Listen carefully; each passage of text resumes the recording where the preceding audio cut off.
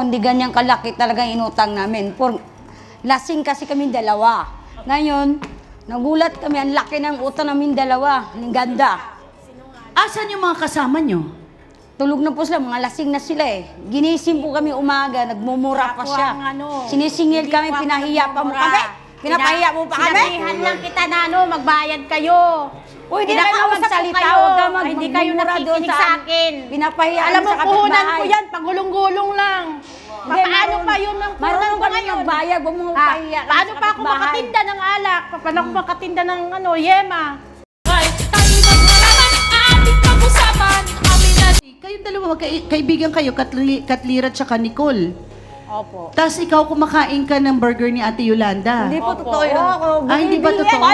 Paano ko bumibili ho yan kasi sa amin yung pati namin may keso pa. Paano po ako bibili? Wala nga akong pambili. Paano ako bibili? Wala nga akong pambili. Paano ka walang pambili? May trabaho Paano ka. ako bibili? Wala nga akong pambili. Nagtatrabaho ka na eh.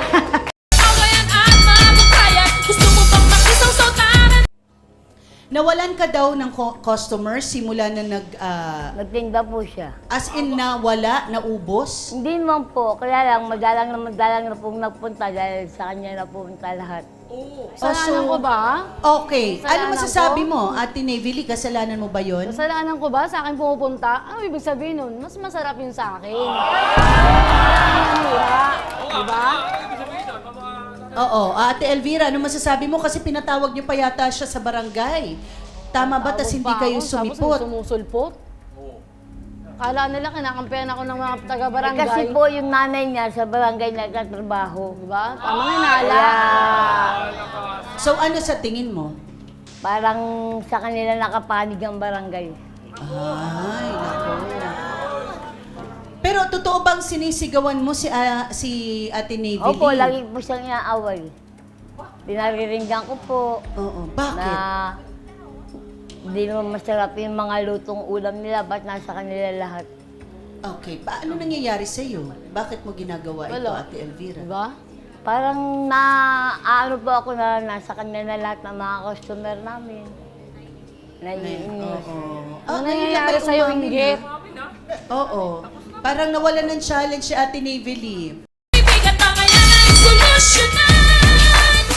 Mariel, gaano na katagal na pinagtataguan nyo si Angelita? 2 taon po. 2 taon na. Uy, Renante, ang tagal na nito ha. Totoo ba sinasabi ni Mariel? Hindi po, ma'am. Hindi rin. Hindi na niya aminin kasi nandito na. Mariel, anong masasabi mo? Dinedenay ni Renante ang mga sinasabi mo. Alam mo naman ba, tapos magreklamo ka pa, harap-harap lang ka dito. Si Renante ang nagde-deny. Anong masasabi mo? Hindi raw Yung totoo. paglabas. Hindi, ba't si dinidinay ka nila Tutungan ko natin? pa yun, hindi ba, be? Ay, be!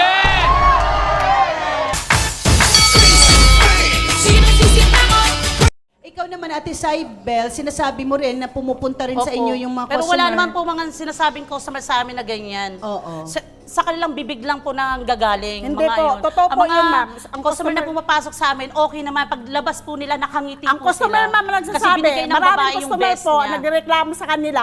At saka yung babae niya, konti lang, ma'am. Sa amin, marami.